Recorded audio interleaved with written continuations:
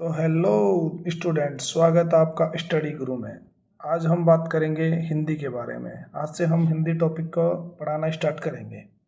हिंदी में एक ऐसा टॉपिक है जिसमें बच्चों को आते हुए भी बच्चे गलत कर देते हैं और नंबर बहुत कम आ पाते हैं। इसलिए हम हिंदी को बेसिक से पढ़ेंगे और हिंदी को सबसे पहले हम उसका बेसिक कॉन्सेप्ट क्लियर करेंगे। उसके बाद में उसे ट्रिक से समझने की कोशिश करेंगे और उसके बाद में हम उसके PYQ करेंगे। तो चलो शुरू करते हैं। हिंदी का फर्स्ट टॉपिक में आते हैं जिसका नाम है वर्णमाला। वर्णमाला की परिभाषा है कि वर्णमाला के व्यवस्थित समूह को वर्णमाला कहते हैं, यानी इनके जो समूह होता है उसको वर्णमाला कहा जाता है। और इसमें क्या है ना, ये इसमें दो होता है, अक्षर और वर्ण में अंतर क्या होता है। अक्षर वो होता है जो ध्वनि मुख से निकलकर आकाश में जाती है, वो एक अक्षर होता है।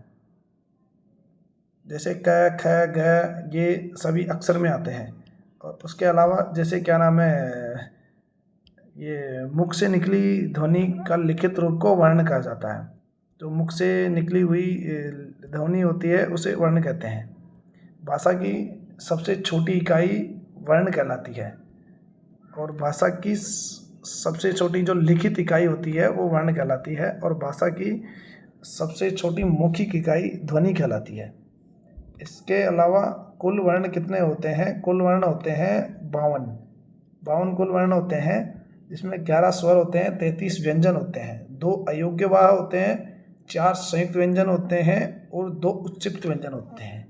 इसको हम ट्रिक से याद करेंगे तो ये होगा कि 52 टोटल वर्ण है और 11, जैसे किसी का नंबर याद करना है, जैसे प्रिया का नंबर है 1133 242, तो 11 स्वर हो गए, 33 व्यंजन हो गए और अयोग्यवाह 2 हो गए, संयुक्त व्यंजन 4 हो गए, उच्चिष्ट 2 हो गए।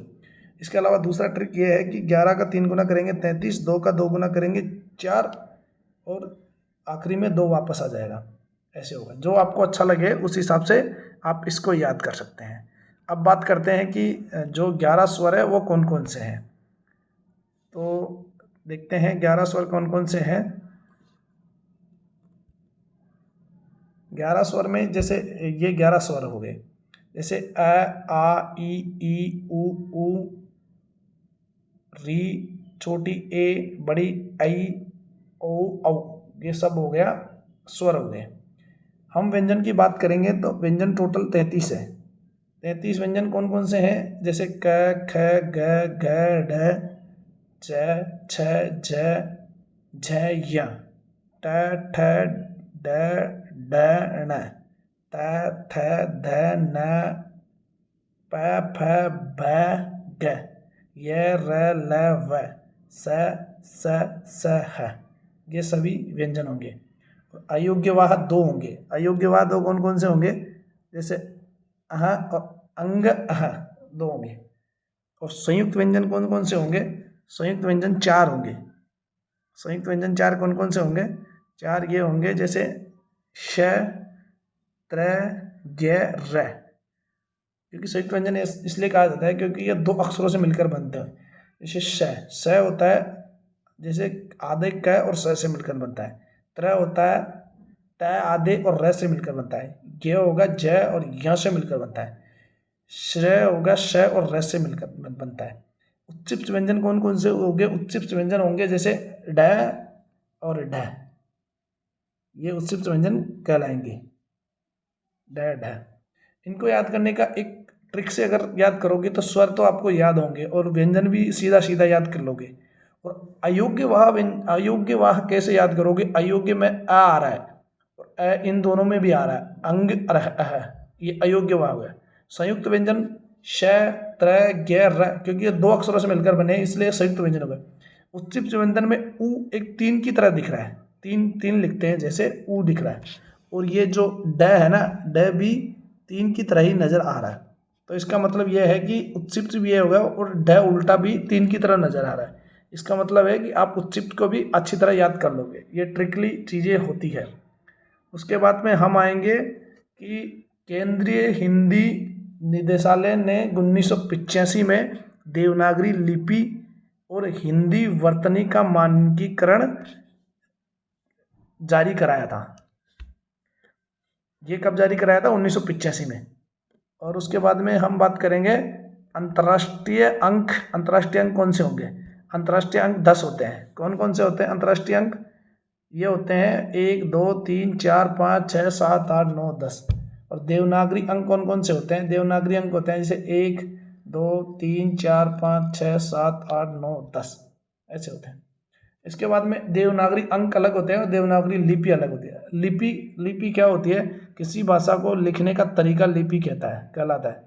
हिंदी भाषा की लिपि कौन सी? देवनागरी है। ये होता है। उसके बाद हम बात करेंगे स्वर की परिभाषा क्या होगी?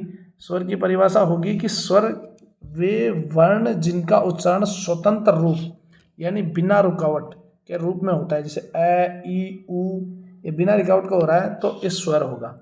और हम व्यंजन की बात करते हैं तो व्यंजन वे है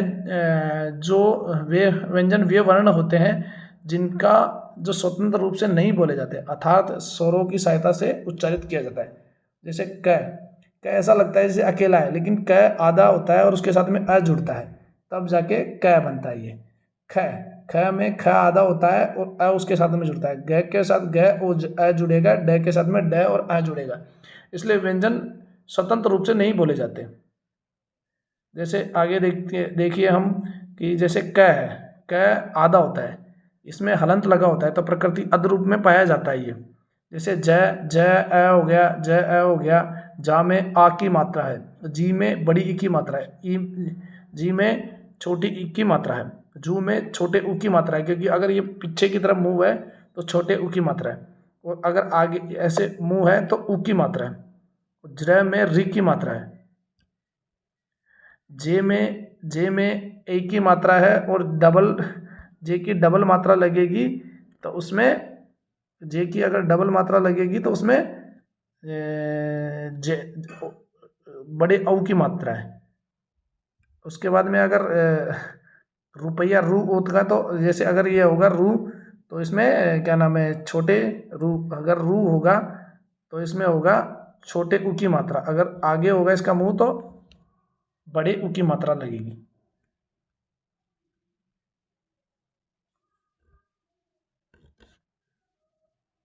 अगर आपको हमारा वीडियो पसंद आया तो वीडियो को लाइक करें, चैनल को सब्सक्राइब करें। तो मिलते हैं नेक्स्ट वीडियो में। धन्यवाद।